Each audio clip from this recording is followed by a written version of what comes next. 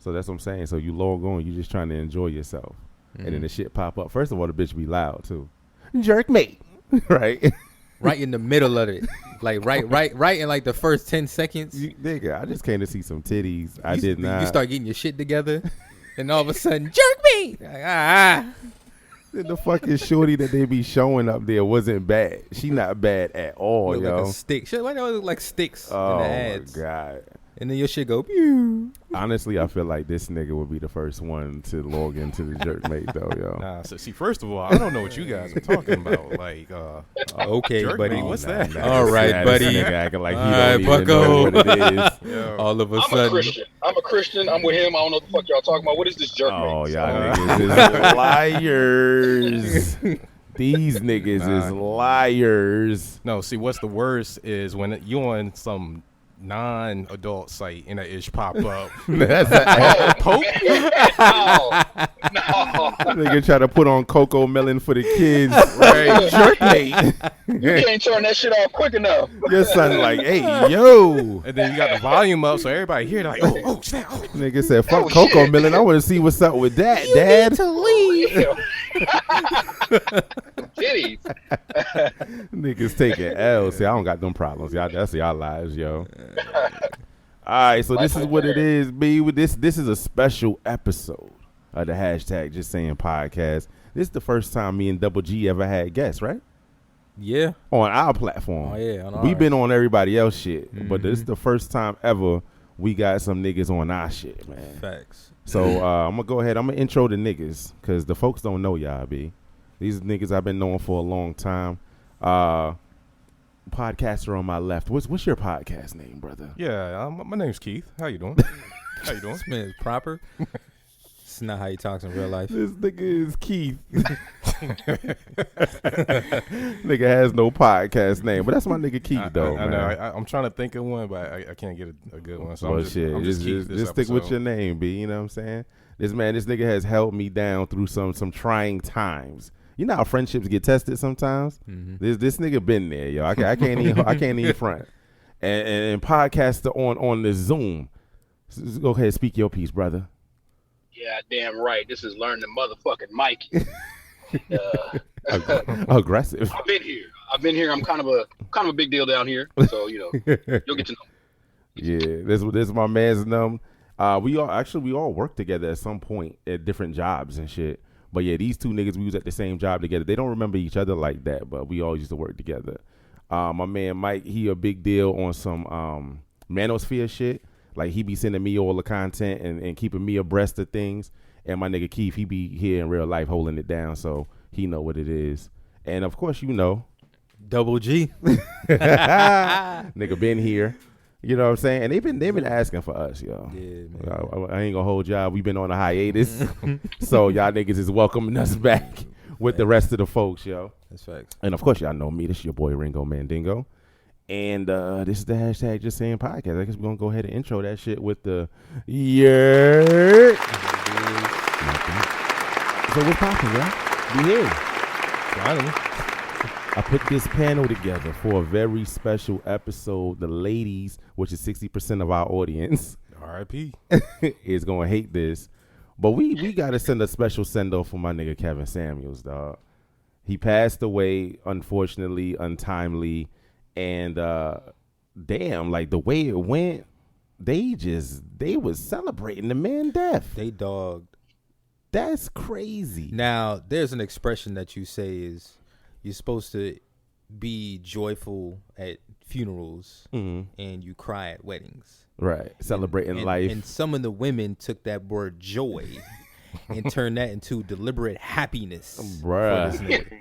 These brides went I don't understand that. crazy. I've never seen, like, and mind you, he might not have been like a celebrity, but he was known, you know what I'm saying? He's still human at the end Right, of the day. and he was a person. human being. Yeah. So, like, to jump up and down for joy or blame karma for his death to Right. me is That shit is wild. crazy. So we here not only to one more time, because I kept saying, how many times have I said it on this podcast? I'm not defending this nigga no more. I don't even know this man. You know what I'm saying? Like it wasn't. It's not hard. It was it was at some points it was hard to defend him because sometimes he was kind of. But the thing is though, when the women were calling in, and most of them were women, right? Mm-hmm. And he would go and give his opinion about their problems and how to fix it and what was wrong with them. You know, things like the women didn't receive that too well. Yeah. And then the niggas got up there. And, you know, niggas, we don't want nobody alphaing us, you know, being an extra alpha. Right. Telling us, like, oh, shit, is your dick big? Like, wait a minute, sir. What? That's none of your business. How did we get here?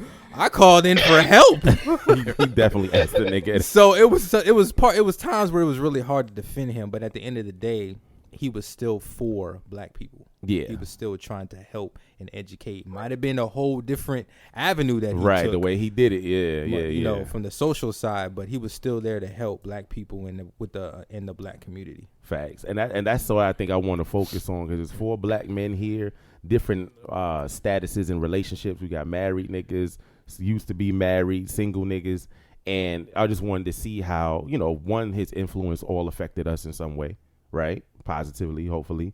2, just to see what his overall goal was, because I think the women missed that piece. Mm-hmm. They were so focused on how he was saying it. It was his tone, and it was the way he said it, that you missed the whole fucking point in the first place. You know what I'm saying? Mm-hmm. Then I wanted to break down a little bit of his business, because I don't know if y'all knew how it was set up, but I got the breakdown, and this nigga, I could see why he was caking it toward the end. You know what I'm saying?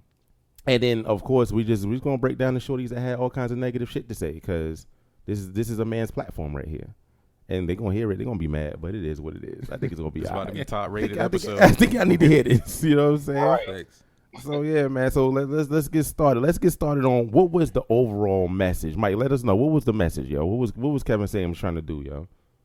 Look, Kevin Samuels' overall message, people, was unity in the black community among black men and black women. He was about the unity of that unit, of us being together and prospering. It wasn't about all how they tried to make it seem like he was trying to break women down and all this stuff. Because it's kind of funny how they didn't even know about his content when he was just helping men before. For like 3 years. It wasn't where he was like dragging people. He was letting people know, you call in here looking for help, and I'm trying to help you, and it's like you're being resistant to the help that you asked for.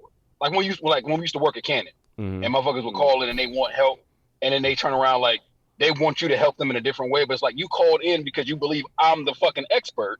Right. So how you gonna be mad at me for the way I'm giving you the fucking help that the fucking flow chart tell me how to give it to you? And how you mad at that? You called the fuck in for me as the expert, and now you mad? Right? That don't make sense at all. Like, man or woman, it don't make sense. You call me for help, and now you mad about the way I'm helping. That's a Fuck out of here with that bullshit. Right. That is a whole fact, yo. Yeah, those niggas like that, I put them on hold, wait 3 minutes, I'll check back with you. Bad G's. All the way tough, bro. Fucking call center life, yo. Message is, unity, man. Like you said, the overall message was unity. Yeah, and real talk, he really was trying to bring black men and women together. Me and Double G talked about it several times. There is a giant wedge in between black men and women, right? It's a whole divide. And I know it's a lot of factors, systematic oppression, all kinds of shit that's involved. But the fact of the matter is, they don't fuck with us, and half the time we don't fuck with them, right? You know what I'm saying? Or we fuck with them physically, but we hate them mentally. Oh my God, right? Mental be so fucked up. Niggas be like, I love women. You know what they be talking about? They body the whole time, right? You ain't never heard no nigga like, you know what? I just love the way my wife thinks. I ain't never heard some shit like that. It's her yeeks, nigga. Them cakes, them yeeks. Her and thoughts that's are so the sexy, divide, what? man. So niggas is trying to bring us together, because at some point we gonna delete ourselves.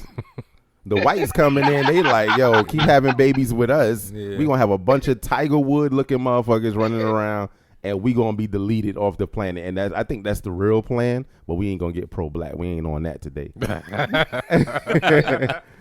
But there is a wedge, you know what I'm saying? And I really think he was trying to mend that wedge. So just like Mike said, the dude was talking to men for like 4 years straight before women even got involved, right?